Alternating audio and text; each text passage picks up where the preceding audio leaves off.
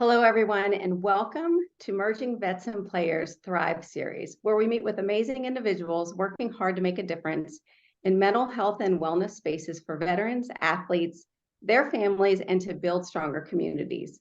Today, we are very excited to talk with Olympic water polo player Cami Craig. So excited. Thank you, Cami, for joining us. Cami Craig is an absolute force in water polo, one of the greatest players of all time. Hailing from Santa Barbara, California, Cami was the #1 college recruit and player for USC, twice winning the prestigious Pete Cutino Award, which is akin to the Heisman Trophy football award, back-to-back years, and she was the first woman to win that. She claimed a FINA World Championship in 2007 as a teenager, and the next year in 2008 was the youngest member of Team USA, Team Red, White, and Blue, for the silver medal at the Beijing Games. Cami also led Team USA to gold medals in the Olympic Games in London 2012 and Rio in 2016. Cami has a number of international successes, including being a 3-time world champion, a 3-time Pan American Games champion, and 2-time World Cup champion. That's so amazing. That's a lot. Never far from the pool deck. Since retiring from water polo in 2016, Cami has turned her attention to paying it forward.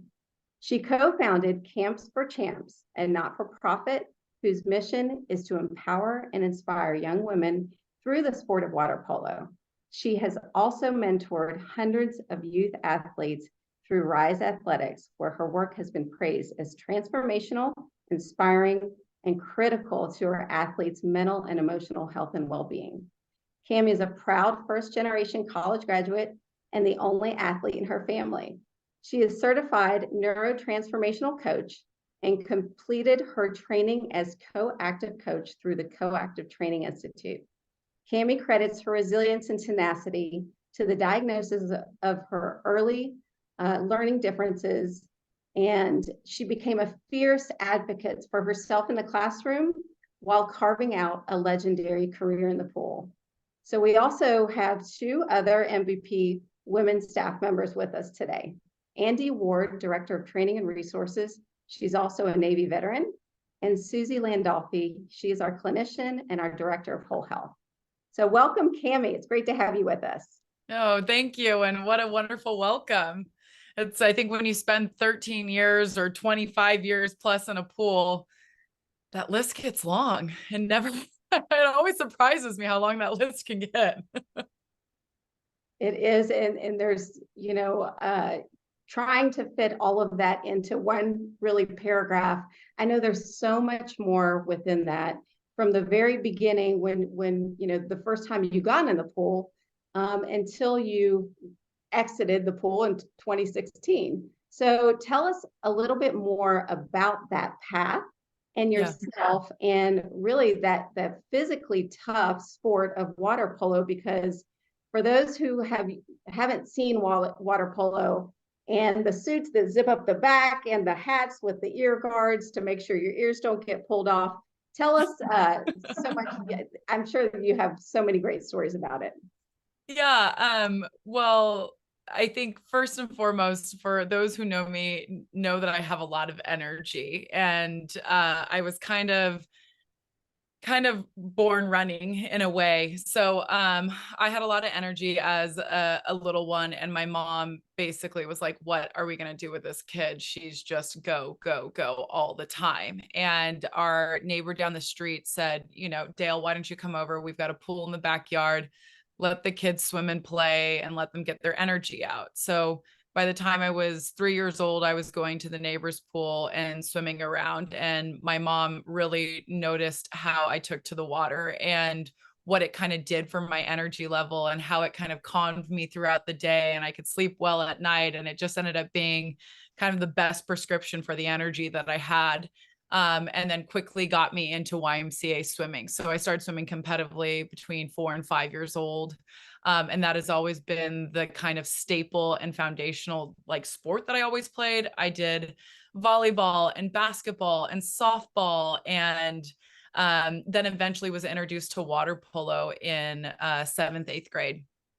And it was kind of like love at first practice. It was all of those sports that I got to play on land in my favorite environment, which was the pool.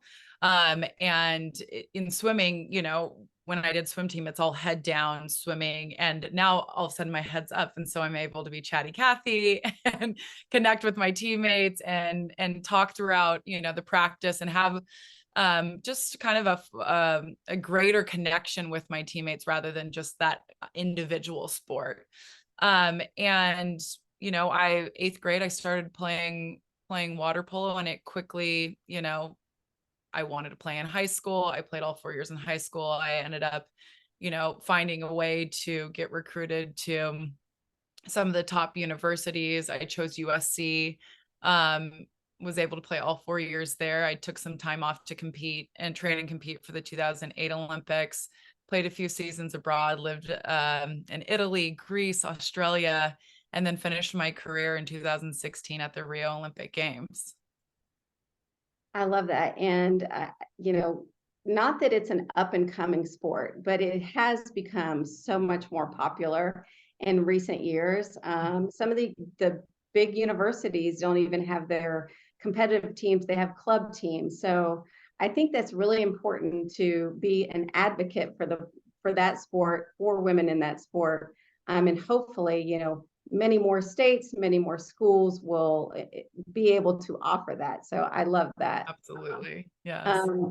Is talking to your point about being a teammate, swim, you know, in swimming, faces down, you do a lot of talking to yourself. Yes. Face up, water polo, you get to chatty Cathy, or, you know, really kind of make a difference in the activities of the game. So tell us the importance of working as a teammate in and out of the pool. Yeah, I think, you know, being a team sport athlete has always been what has felt kind of more natural to me. I think it has taught me my greatest lessons. It has pushed me further than I've ever been able to be pushed alone. It's having a built-in support group. It's having a built-in kind of hold you to your role and responsibility group. You know, even when you're slacking, you've got a teammate to kind of say, hey, like, pull the line here. And, you know, I credit a lot of, you know, anything that I've ever done has been because of the support and how teammates have pushed me. You know, you had said that I was one of the top players in my position, and there's no way I would have ever been one of the top centers in the world if it wasn't for the top defenders that I got to train against daily. We are what made each other so strong. We were what made each other so unstoppable in the pool. And any day that we were out of training, we were competing, and my teammates got to be like truly my teammates and not who I had to train against, was a good day, right? I mean, to be fearless going up against any sort of country, in any tournament at any level, knowing that I had the training backed by my teammates, was a good feeling. You know, I think about the defenders that I had to go head to head with in our practice, and they're some of the strongest women in the world. And I'm like, if I can handle a few trainings with them, I could honestly go up against any defender. And so there's just a built-in confidence that comes with that. And then I think that idea of, you know, you think you've hit your limit, that you can't go any further. And you've got 13 girls waiting on the side of the pool deck for you saying, yeah, no, we're actually going to push it a little bit further. And that ability to kind of watch each other grow just a little bit more, a little bit more, a little bit more, and also help each other recover when you kind of fail and crash and land flat on your face. That's what teammateship is about as well. I also think, you know, being able to be introduced to all different types of coaching staffs, and then all different types of women in the way that they think, and the way that they train, and the way that they approach things, and the way that they, you know, manage their ability to get through high stress, high pressure situations. How do you connect people from all different backgrounds and get them pulling on the same rope. I've learned a lot about how you bring different people together and start moving in the same direction, or the direction that we want to go. And, you can't do that unless you're on a team.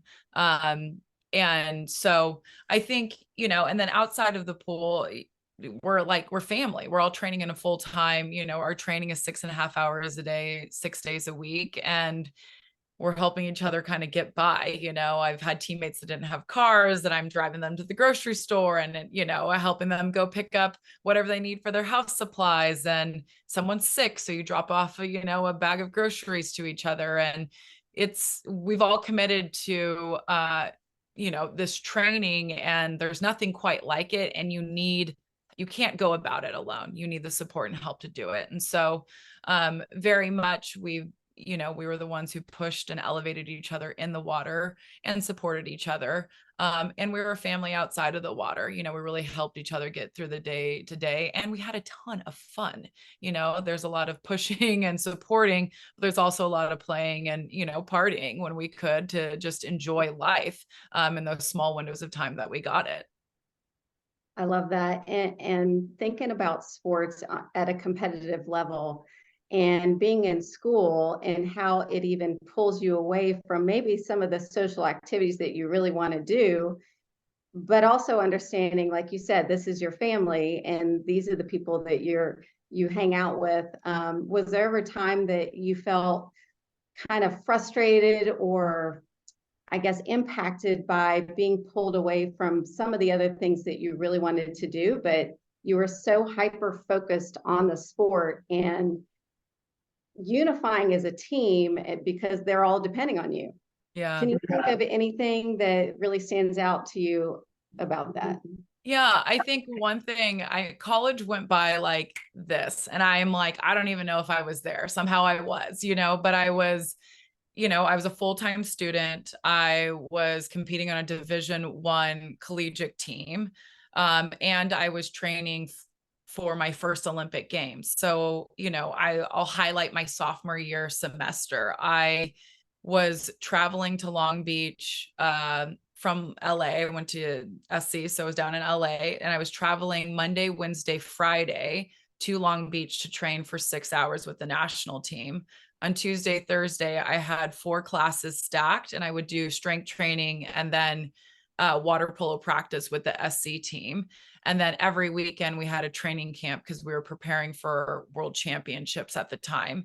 And I think I was like a zombie. That was one of those times where you're like kind of going through the motions, and every once in a while you're like, am I here? Am I doing this? Like somehow you're making it through these periods where you're so busy. And you're just trying to keep it up and going. And as you shared, I have learning differences. I'm dyslexic, so everything kind of gets flopped and swapped. And at this time, the national team had an opposite numbering system than USC. So it was like 1 was 5 and 5 was 1. And I was having to learn the plays for this team and then go back and learn the plays for that team. And all while wanting to be super present and being a good teammate for those who were on each team. And so that was just nuts. Like, I look back at who I was at that time, and I think like, there's no way I could do that again. And maybe I could, but I wouldn't want to. Right.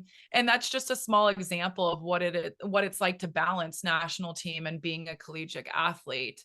In regards to missing out on things, I think there was an awareness to it, but there was this desire to reach these goals. I mean, being on the national team, being one of the top centers, competing at the highest level, finding mastery in my craft, these were all goals and dreams that I had for myself. So I was really highly motivated to kind of get after it and get it done. I think, water polo served as the best excuse for like 20 years. I'm like, oh, I got a game, or I got practice, or I got, yeah, it served as the best excuse of why I wasn't kind of present in other areas of my life. But I think if I was an individual athlete and I was just with a coaching staff, man, I would have missed out on a lot more, because we sure did have fun as a team and as a group. And, you travel to these different countries and you're able to, go and have a day exploring with a handful of girlfriends, who are your teammates. And, then you get back to work the next day. And,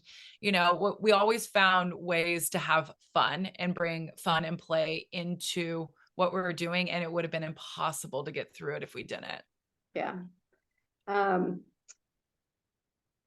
What is, talking to that, maybe tell us about the coolest spot you ever went to, and, the wildest or funniest story from really, I mean, any period in your life, but hopefully, maybe it aligns with one of those far off locations with your team. Yeah, no, for sure. I think, I feel very blessed to have fallen into sport and to have represented the US and the opportunities that it provided me to travel the world. And so I would say anywhere outside where you're getting a taste of a different culture, and seeing a different kind of landscape or architecture is a cool experience. And just enough to know if you love it or I probably won't visit again.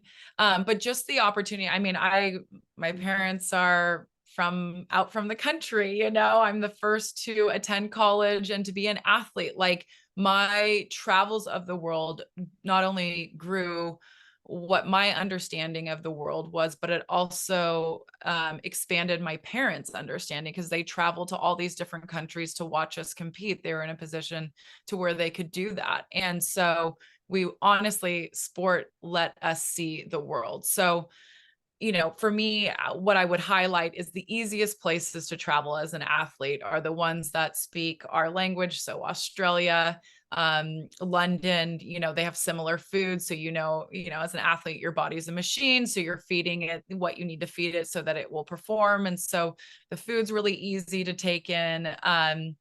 And then the more challenging places is where, like, it's super difficult to speak the language. And the food's a little bit more unique and the jet lag's a little bit rougher. So we're going to places like China and you're like, we're packing some extra peanut butter and some power bars and we're hoping for the best because this food is real different than what we're used to. But there's endless stories that we have of our travels, anything from being in a stretching circle in Rio de Janeiro, Brazil, and a bird drops a fish from like way up high in the middle of our stretching circle and it like explodes and we're like, wow, this is crazy. Or we're like taking a bus, to our training center in China and it breaks down and it's like a bazillion degrees. So we all get out and go into this like abandoned building to like cool down. And before you know it, there's like two men running with giant cases of water. And we're like, but how did they know we were here? So we sat on the side of the road in this like cold abandoned building with like these random waters that just showed up from these two men in the middle of nowhere, like the countryside of China. And it's like, the stories go on and on and on, traveling to France. I didn't bring any clothes except for like my tournament clothes. We had a 5-day tournament. We're going to get in, we're going to get out. I didn't expect anything different or less. And like, one of our teams, this was on one of my European teams, one of our team's main sponsors were like, we're taking you out to dinner.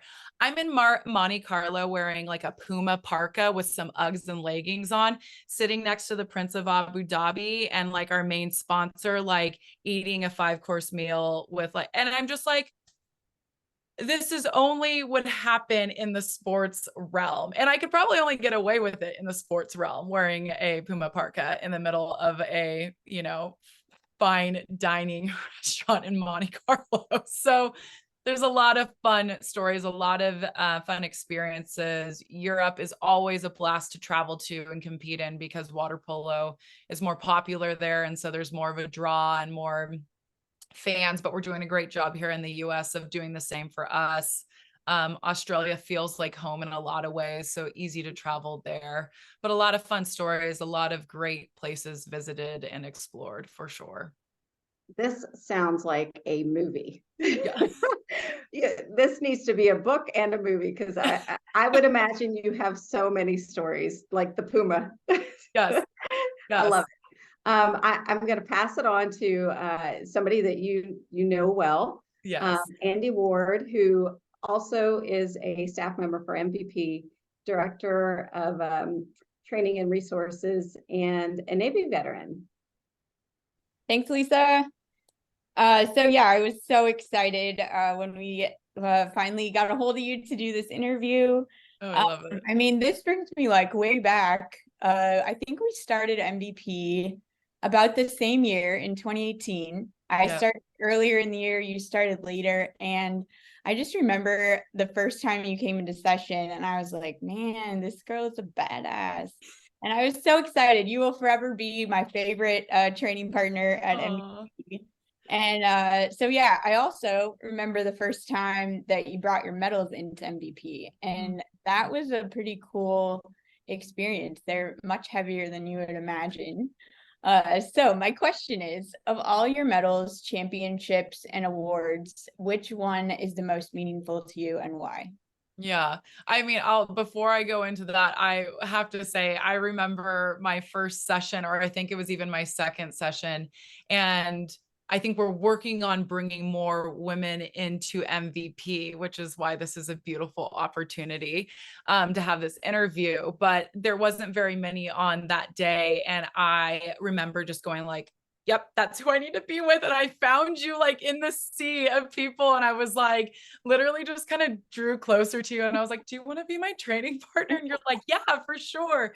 So you were totally this kind of just warm and welcoming, safe place for me to like just settle in, to a new environment. And it was only a matter of time before it felt like a full family and I found my flow. But you were such a safe place. And when I first came and easy to connect with. So I remember that perfectly. I remember the first time I met you and it was such a fond memory. So yes, the medals. What are kind of, okay. So I would say London 2012 was pretty special. So in 2008, we were favored for the gold medal. And we went through the tournament and we were just checking things off the list. We were just doing our job, getting it done. And we made it to the finals of the 2008 Olympics. We were playing Holland in the finals. We had previously, before we were in China, but before we got to like into the Olympic tournament, we were training with Holland. So we knew them well. And we were pretty excited about this matchup because when we were training against them, we were beating them like 15-3, 20-5, like 18-2. It was crazy tipped. So we were really thrilled about this opportunity. And I think what happened, and you'll know this really well, is that we relaxed. And what happens when you relax? You put your guard down, you're not ready, you're not managing things in the way that you should to get the job done. And that kind of relaxation was really subtle, and it was kind of in certain places, whether it was with our coaching staff, kind of did things a little bit differently. And then we were kind of more relaxed than we needed to be. And we went out, and in the first, quarter, we were down by 4, which is not a place you want to be in the finals of the Olympic Games. So we spent that whole game just grinding to get back. And we were in the last 20 seconds of the game and we were tied. We called a timeout. We have 20 seconds to try to get the ball in the back of the cage. Writes up a play. I'm, again, the youngest on the team. I haven't been in any of end of game plays, or I haven't been prepared for this, but for whatever reason, our coach sat our number 1 center and put me in as the center for this. And I'm thinking like, okay, I had to get over the shock that he was putting me in and I have to actually figure out how to do it. So we all go in, ball comes into set. I kick it back out to a teammate. She shoots the ball, hits the bar, drops down in the water in front of my teammate. She picks it up, shoots the ball, goalie blocks it, lands right in front of her again. Third opportunity. There's probably 3 seconds left on the clock. She shoots it again. Goalie blocks it again. Buzzer rings. We lost the Olympic gold medal. And it felt like a horse had kicked me in the chest. Like I can still in my ears hear it perfectly. Just like, I felt the air just get sucked out of my mouth. And that was probably one of the most painful losses. And obviously I've told this story enough to where it's desensitized. I'm not crying anymore about it, but it's one of the most painful losses I experienced. And we had 7 girls return from that 2008 team that experienced that, just not the way you want to end. I mean, we won a silver medal. It might as well have been gold. Everyone was stoked, but we knew what we were there to do, and we fell short. So we had 7 girls returning to that 2012 team who wanted, you know, you could call it revenge, redemption, another chance, whatever it may be. And we blended it in with some, you know, younger players and some new teammates. And we were, I think, this great blend of experience, veterans, and youth, and energy and excitement. And we worked hard those 4 years, really hard in coming together. And it wasn't easy. I mean, we were more of a mature team. We had a lot of older women on this team, and we did all the things. And there were some really ugly times where, you know, it's like the meetings where everyone's kind of crying and we're figuring it out. And it's like, you're this, and we're giving critical feedback, and it's really challenging, but it's important. And eventually we got to this place where we, you know, came to the 2012 Olympics, and we're working our way through the tournament. And we're in the semifinals against Australia. And our coach at the time had made a call that worked against us. And so we had the game in the bag. We were up by 1. The call he makes gives Australia a free shot. Australia scores. We're now tied in the semifinals. Our coach at the time knows he screwed up. And I think he kind of went into another universe for a while. But he had done such a good job in giving us ownership of the team, and the team did such a great job owning that team, that when he was having his moment, we just went from like, okay, here we are, to, all right, where are we going? And we just came right in together. And I think a lot of it was that experience from 2008 and bringing into 2012, that we huddled up, we went out into overtime, we took care of our job, and we were on to the finals. We ended up winning the finals. And that was the first time the women's U.S. water polo team had won gold at the Olympic Games. I have goosebumps just saying it.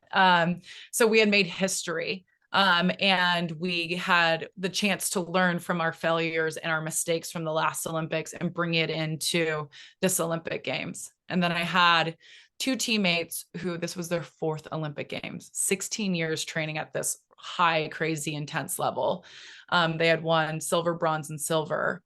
And here they were getting their gold medal, and watching them, oh, that always gets me. Watching them receive their medals was probably one of the like most meaningful moments of that 2012 win. And then I'm like, go take a nap.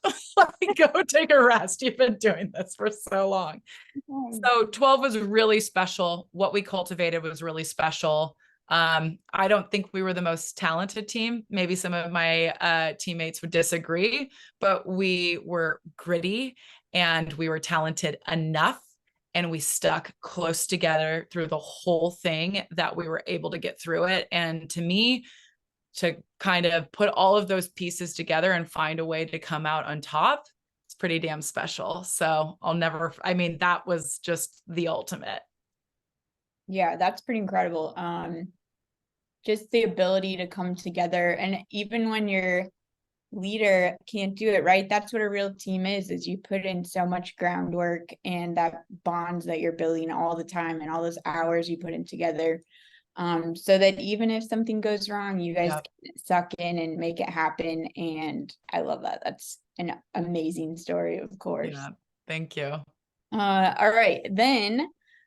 So tell us about, obviously, you know, spend so much time, dedicate so much energy into, you know, one singular thing, and you reach the pinnacle, right? So tell us about when you transitioned away from sport.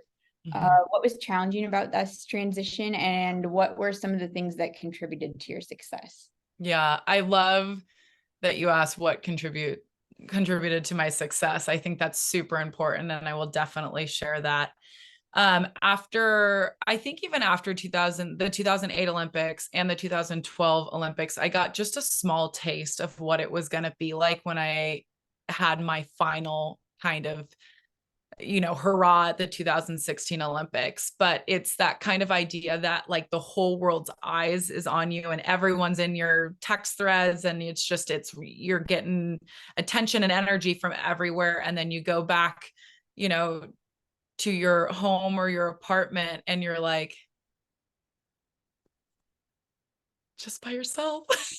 You're like, guys, what do we do now?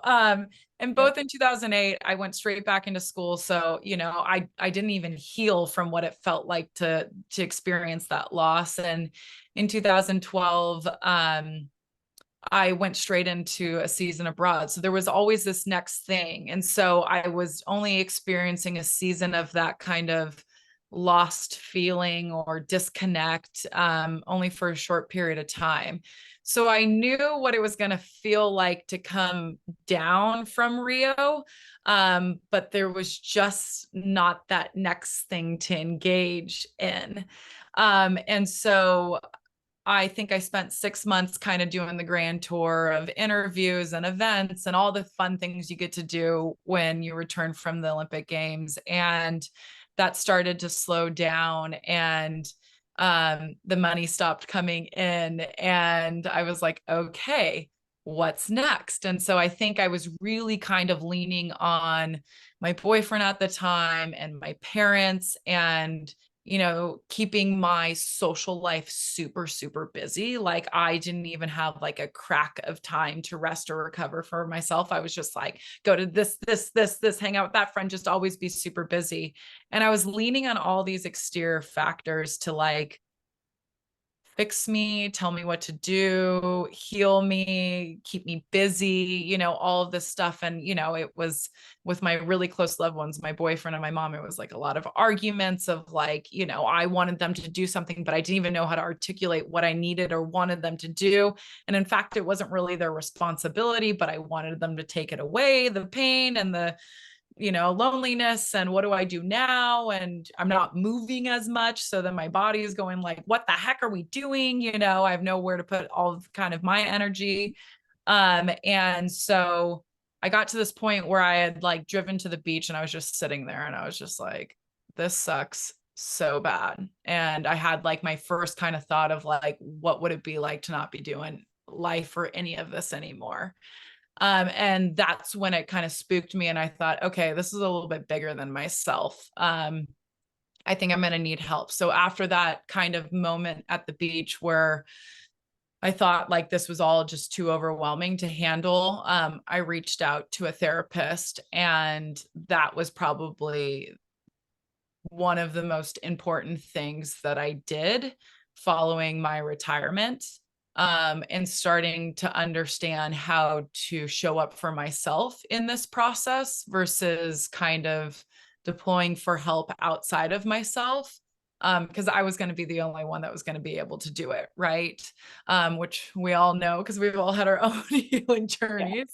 And so that happened. And then I had connected with a fellow Olympian who was in town, and I said, hey, like, would you like to start swimming together? I was like, I'm feeling a little chubby.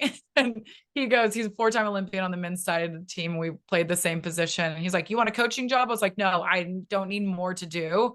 I just need a workout buddy. And he was like, great, meet me at the pool at 7 a.m. the next day. And we have swam together ever since. And I've created like a whole swimming community out of it.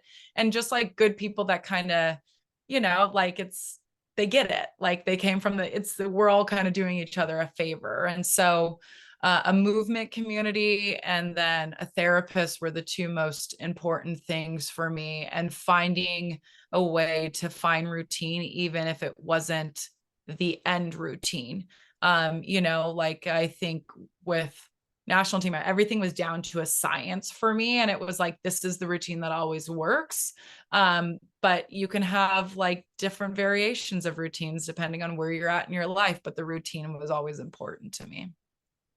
Yeah, it's just crazy how many similarities there are between the athlete and veteran transition. And that's where MVP is just, it's such an amazing program, because like we totally get it. You know, you go from working out all the time to all of a sudden like, maybe I'll just sit on my couch for a while because I'm kind of tired. And then Yep. you miss out on all of those benefits that come with working out and the routine and all these things. So that is the work, right? Is finding out what's next and how can I heal these things that I've had so many external things to focus on, and I don't have to focus on myself. So yeah, that's amazing. Yeah, those are the key things, right? Is being able to like actually sit still with yourself and just be okay. And that's one of the hardest things for sure. Someone recently asked me, like, what would I have hoped to have known before going through retirement? And I was thinking about that because you know, everyone's like, you should do this or you should do that, you should do this. And I kind of had wished that I had to answer it here, I think what I wish I would have done is put together a team prior to going through retirement, like having a therapist that I had already had a trusted relationship with, like knowing where, you know, like checking in with the swim group outside, you know, and just building those relationships. So I knew that I had a place to go to rather than kind of white knuckling and getting to this place of despair or hopelessness. And then having to do that research and connecting, because it's like when you get to that place where you feel like there's not much positive to share, it's really, really hard to reach out, or at least it has been for me. And so like, what is it actually to have kind of a trusted team in place prior to going through that transition? So when it's really rough, that you don't have to do that heavy lifting then and at that time. Yeah, absolutely. I think, you know, just having a team, that's what a big reason why we joined sport in the military is because we want to be part of this team and we want to be active and we have this like singular focused mission. So yeah, that's an incredible idea to set up your team, you know, and we need teams through every phase of our life. So and it's always going to change slightly depending on what we've got going on. So yeah, that's super important. So speaking of teams, thinking back to when you first started coming into MVP, so tell us about that time in your life and what you were navigating. Yeah, it was interesting. A teammate had called me up and she was like, hey, just listen to this podcast. There's this group called MVP. It's in LA. You're the closest. You got to go. And I'm like, okay. She's like, my friend is somehow connected to it. So let's get you in there. And so that's kind of was the initial motivation. And I think when I think about arriving to MVP, I think first of all, I was just like stoked, like to be with a group of people and like to be welcomed and to move. Like that was, it's like heaven to me, right? Because I had been craving that. But what I realized during that time, I was lacking a lot of confidence of like, who was I? You know, what am I contributing to the world? You know, like I knew very clearly what I was contributing as a teammate to my team and where we were going. But now I'm like, what is the contribution that felt really important to me? And so I was struggling with confidence. And I think one of the most powerful things for me at that time in sitting in the MVP huddle is that you and all of the members were able to hold a mirror for me and had experienced being just ultimate badasses in their own arenas, but also had experienced the same challenges and self-doubt and lack of confidence in certain ways, in the same way. And that you guys could be able to not just see me for the lack of confidence or the self-doubt that I was facing right then, but also see the badassery, but also knew really what it took. Like you guys weren't just saying like, oh, you're a gold medal Olympian. That's so cool. Like you're like, no, you had to show up. You had to grind. You had to do the like you got to honor the process of what built my grit and resilience and remind me of that process. And that was really, really powerful to hear from people that I deeply respect and also knew what it took to get there.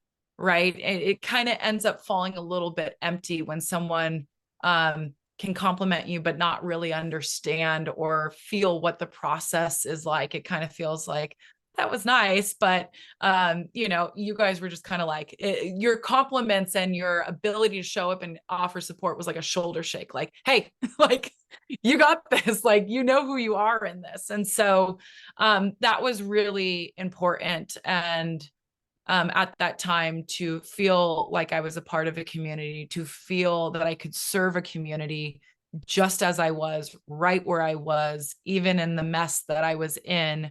And then also to be seen by brothers and sisters that like got it, like they really got what I, you know, what I had been through and what I'd gone through.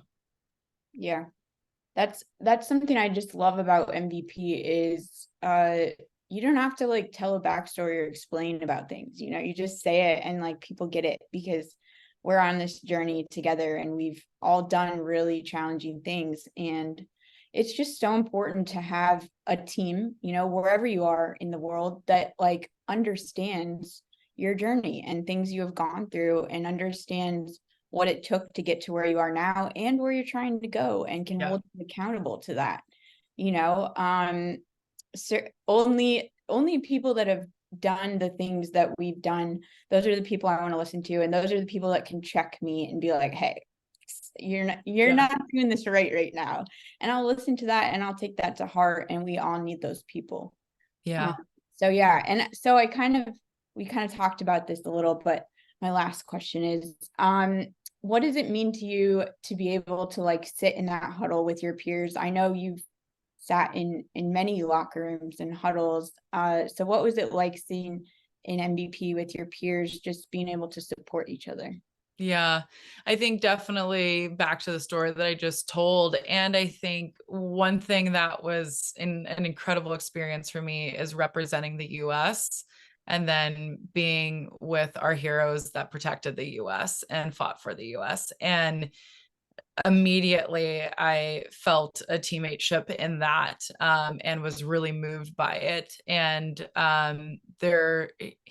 it's just so funny because we'll sit in these huddles and we're like, whoa, you're a badass. And then we're like, no, whoa, you're a badass. And there's just this like crazy mutual respect that's flowing through that. And I think, again, it's just that kind of understanding of the journey that allows us to kind of ground of our capabilities and ability and resilience and grit and our ability to rise above kind of hard, challenging things. And when you've got a group of people who are in knowing of your ability to do that, whether they saw it directly or not, there's some pretty amazing things that can come out of that. That's very healing and holding, you know, like you don't always have to come to the huddle to be healed or receive, you know, feedback or whatever, or even to be heard. Like you can just be held, like you can just sit in silence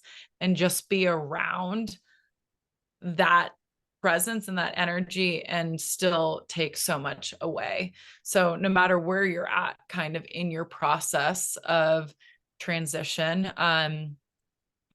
you can be met in all many phases in that huddle. And I would say what I'm learning too is like the healing and the transition is forever. Like it's not like, oh, I transitioned in 2016 and I'm like healed and everything's great. It's like, yes, I have grown a ton from 2016. I have far more tools in my toolbox than I did in 2016. I am more aware of things that, you know, signs that pop up that I need to adjust or pivot or reach out or whatever it may be.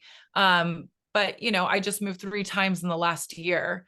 And so I'm sitting in my new space and I'm like, oh God, it's time to find a community. It's time to find a movement community. Like I'm feeling, you know, I've got my family, I've got my loved ones, I've got my friends who are all over the world, but I'm like, I'm here and I'm like, okay, I need to find a pool and I need to find people I like in the pool and I need to find a gym and I need to find the people I like in the gym and then it's all going to settle in. But you know, that's been a challenge this last month. And I'm like, here I am again. this is a familiar place and I know what to do now, you know, and I can do that before I get to a place of hopelessness or despair. Yeah, absolutely. Well, awesome. I mean, you said all that beautifully. Yeah, and MVP is just so near and dear to my heart, and like you're just such a huge part of it, you know. And it's so cool to be, you know, in this community with a bunch of badass women, because you were able to connect with so many women, badass women throughout your career. And I was able to with some. So it's cool to be able to come back, and there's just so much power in that.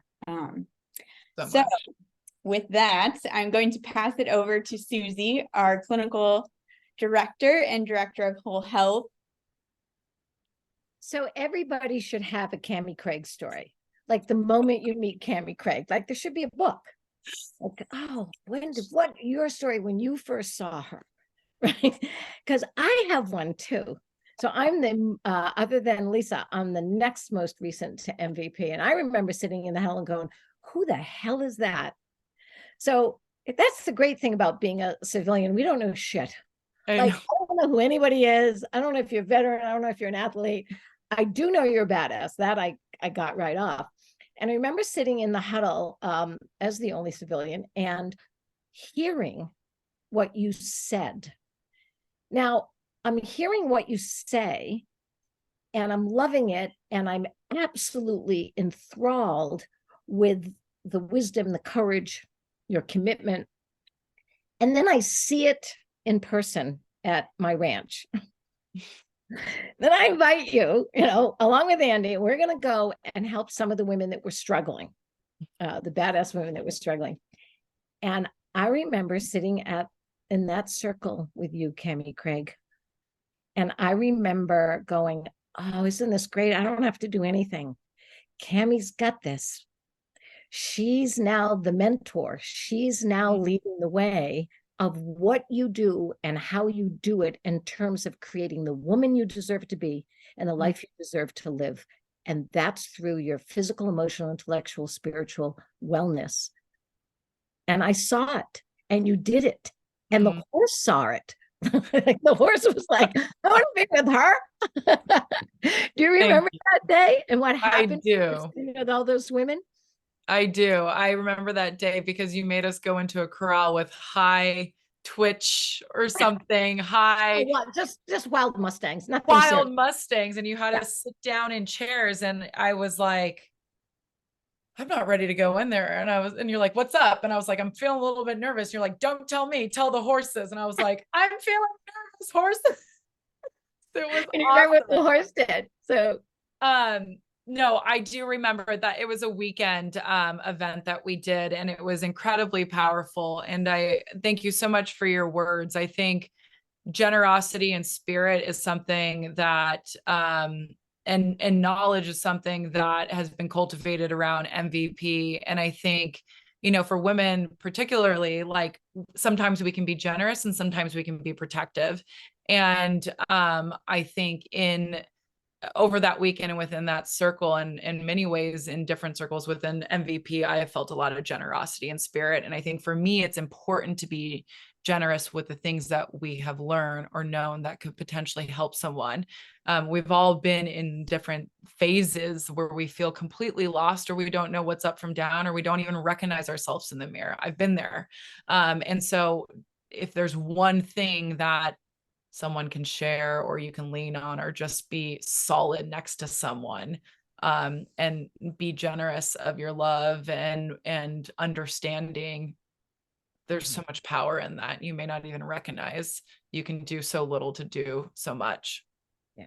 And you sort of answered a question we all wanted to ask you, was how you started your mental health journey. And what you said earlier was you went and got a therapist and you made sure you had a routine.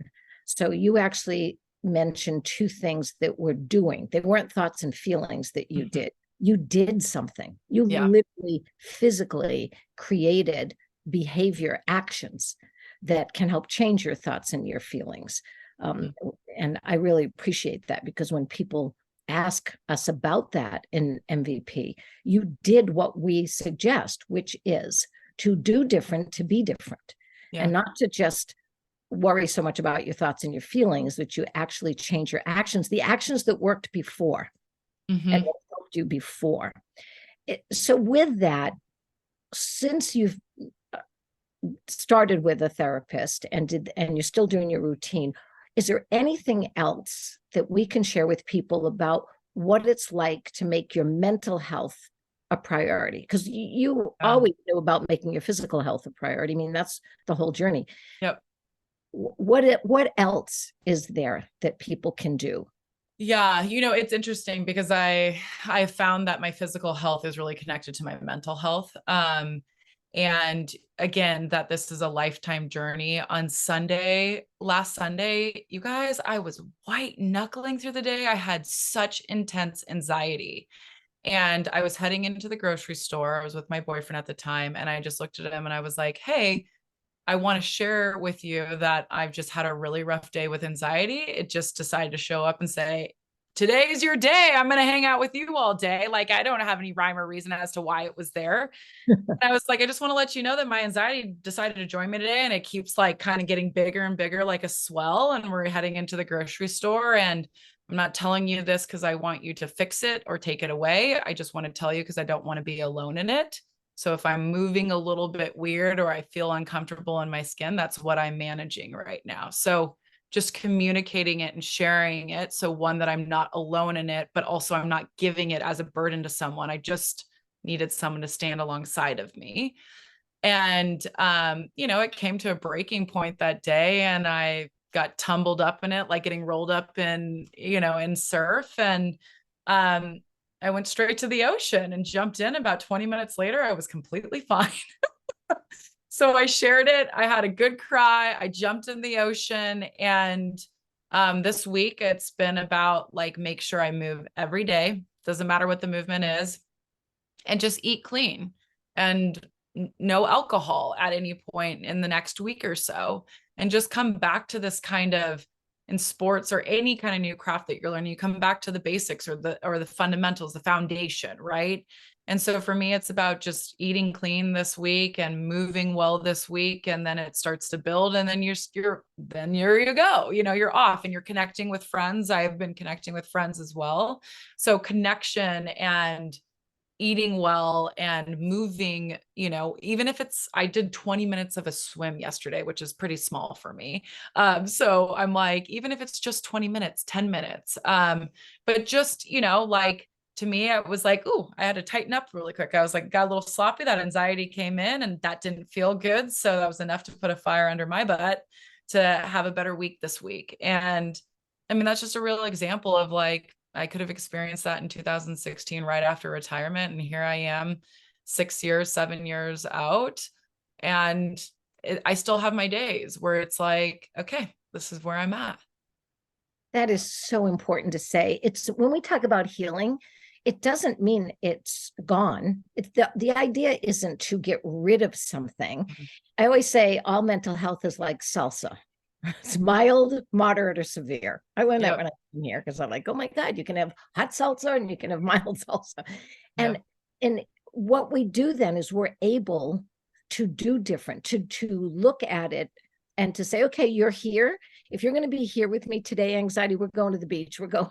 Yeah. This is what we're doing. My boyfriend's here. Like, if you're going to hang out with us, I'm not changing my day because of you. Right. Yes. I'll do what is best for me to do, whether you're here or not. Absolutely. And just celebrating the success of that. It didn't take my whole day from me. Like, I was really, I think having the ability to pause as individuals, because I could have just beat myself up for saying like, dude, you were loading the car and you just unraveled. Like, that's so, I was really vulnerable at that time and I felt really weak. Like, I feel like a very badass woman, but at this point I couldn't even get through a grocery store. Right. But to have said like, but I still got in the car and I still drove to the beach and I was still with a great group of humans and I still got in the water, and guess what? I came through it. And so this idea of becoming more skillful in managing it so you can quickly and seamlessly recover, and to just like allow for the moment to not be always perfect. Like instead of beating myself up, I'm like, we freaking did it. Like we feel much better at the end of the day than we did in the middle of the day. And so celebrating the small successes and yeah, finding a way to kind of roll out of it a little bit cleaner than maybe I would have been stuck or enmeshed in that anxiety for a number of days rather than, you know, a moment of a day. You know, it's interesting about the term beat yourself up. It's like we use boxing at MVP, as you know, and I box at another gym as well. And so far, no one's ever taught me to give myself a right cross. This has not happened yet because we're not supposed to. Exactly. Right. So Yes. that expression always makes me smile because I go, yeah, no one's going to, you know, we are taught to hurt ourselves. And usually before we even know that we're being taught to hurt ourselves. Yeah. And yet when we get older, that expression means a lot to me because I'm not going to beat myself up. Right. We have a question that's really important because you now, and I had the honor of being able to talk to you more about this. And you have worked on something and done something that is really important. And let me get up my question here. Oh, like my whole team laughs at me because I never know how to do any of this stuff that I do here so you started a training and then you started your own company and it's called Mindful Warrior.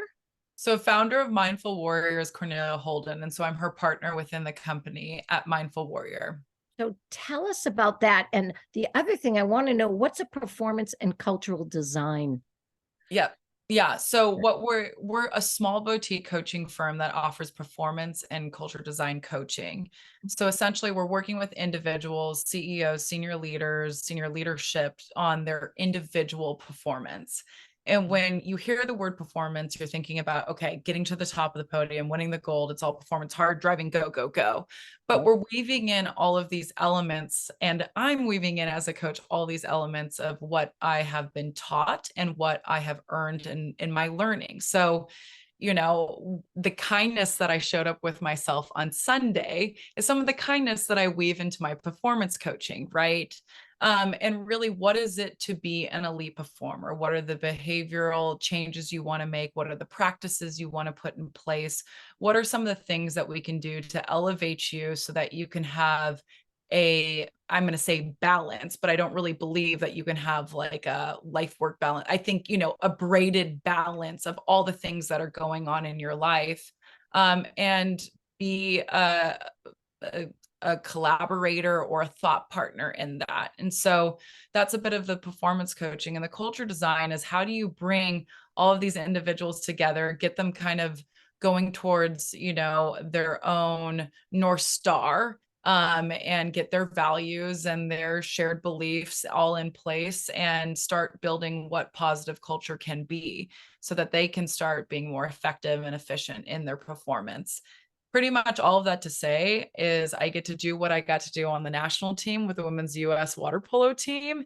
And now I get to bring it into corporations. And so it's exciting to me because it's like being on a team, you know, and it's having teammates. And that's what performance coaching really has been for me, is doing all the similar things I did to inspire and elevate my teammates who are competing next to me, and to hold the culture at large and build a healthy system that people can operate at their best in. We have about 3 minutes left. So I'm going to ask Lisa to come back on and to wrap this all up. Cami, it's an honor. Oh, thank you guys. Such great questions. So fun. Thank you. And I really appreciate you discussing the commitment to your team and then understanding there also has to be a commitment to yourself, which is so important. So thank you for illustrating that. Thank you so much. I know, you know, you're absolutely, you got your finger in so many different things. So thank you for your time today and for joining us and continuing on this journey. You know, we love your warrior spirit in sports and mental health and wellness and, you know, helping others in that space. So we really appreciate everything, for all you do. You are absolutely an MVP, absolutely. So shout out, kind of, and any last thoughts before we kind of close it out? I think just the value of all of this.